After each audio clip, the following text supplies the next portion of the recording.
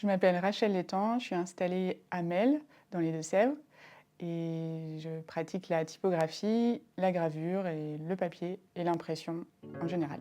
J'ai fait des études plutôt dans le domaine culturel, mais plutôt fac et pas du tout dans la pratique. En fait, j'avais pas la confiance à l'époque d'aller dans ce domaine-là. Du coup, je suis allée du côté de la muséographie, donc j'avais un intérêt quand même pour les expositions et raconter des histoires à travers une expo, comment on s'adresse au public, les méthodes de médiation. J'avais un regret de jamais être allée du côté de la pratique artistique après le lycée, quoi. Ça a toujours été un peu deux directions qui m'ont toujours un peu tiraillée. Et voilà, je me suis rattrapée après coup. J'ai juste envie d'imprimer, quoi. J'ai pas trop envie de me poser des questions. Est-ce que j'en vis? Est-ce que j'en vis pas? Est-ce que c'est mon métier? Est-ce que c'est ma passion? J'aime ça, j'en fais. Et ça a une importance et une place, voilà, dans mon quotidien, dans ce que j'ai envie de faire. J'ai pas un gros bagage de connaissances sur la typographie. Et en même temps, enfin, je m'en extrais aussi, il y a un peu les deux, et ce qui permet de m'amuser. Et en fait, la technique est toujours au service de ce que j'ai envie de faire, de ce que j'ai envie de dire, de ce que j'ai envie d'explorer, quoi. Il y a plein il y a plein d'à peu près aussi. C'est pas un travail qui est nif, comme un typographe aurait aimé dans les années 50. Et ça, c'est intéressant aussi pour moi.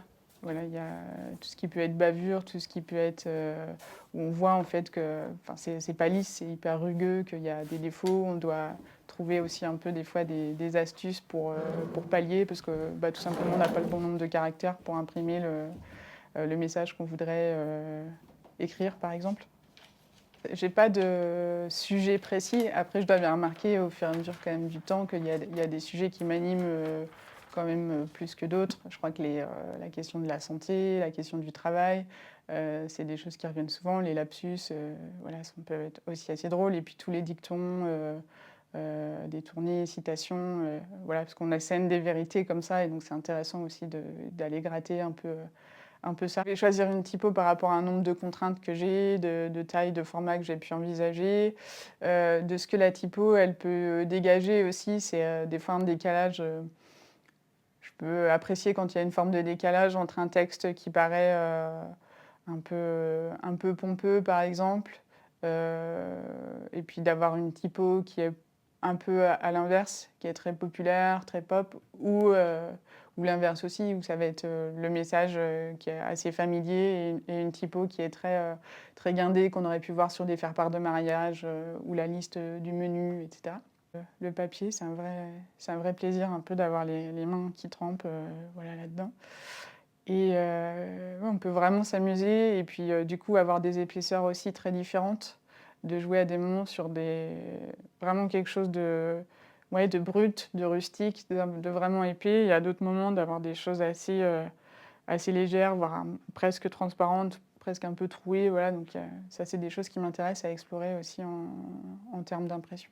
Moi, je grave sur du linoléum et sur du contreplaqué japonais. Donc, c'est de la taille d'épargne. Ça veut dire que tout ce qui est épargné par les gouges, donc tout ce qui est pas creusé, va recevoir l'encre en surface.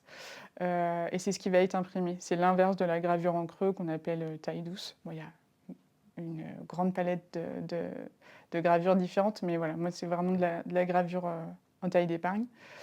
Donc bois, linoléum, et donc en règle générale, soit je fais un dessin sur un papier que je transfère ensuite sur la matrice, peu importe que ce soit du lino ou du bois.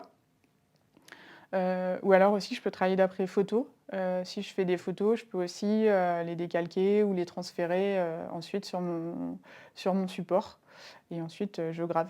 Sachant que après, j'ai quand même beaucoup de liberté. Même si j'ai mon visuel de départ, je prends souvent assez de liberté où il y a des fois des petites erreurs, des petites failles, des choses qu'on n'a pas prévues quand on grave et qui sont aussi intéressantes. Le projet, c'est d'avoir une caravane qui puisse itinérer sur le territoire, notamment sur les événements, et qui puisse proposer des temps de découverte et de pratique de la gravure notamment. C'est important aussi que les gens puissent s'essayer à la pratique artistique, puisse dépasser aussi des fois ces choses un peu culturelles et sociales qu'on peut avoir. «Ah bah non, bah moi l'art, vous savez, c'est pas mon truc, j'ai jamais rien su faire de mes mains». Enfin voilà, c'est des choses qu'on entend et en fait, je trouve que c'est chouette de pouvoir, accompagner les gens pour qu'ils puissent, tester, éprouver ça et puis, être satisfaits aussi, être contents d'eux. C'est souvent, heu, c'est souvent le cas en fait quand ils se mettent à faire. Heu, Déjà il y a un vrai plaisir à graver la plupart du temps et puis, ensuite à découvrir, sa réalisation une fois qu'elle est ancrée et imprimée. Tester, prendre le temps et voilà et le temps est important aussi pour moi dans la pratique, dans ce que je fais et j'aime bien aussi du coup que ce soit un critère, qu'on se laisse le temps, qu'on prenne vraiment, le temps quand on fait des ateliers comme ça de pratique, d'avoir le temps d'explorer.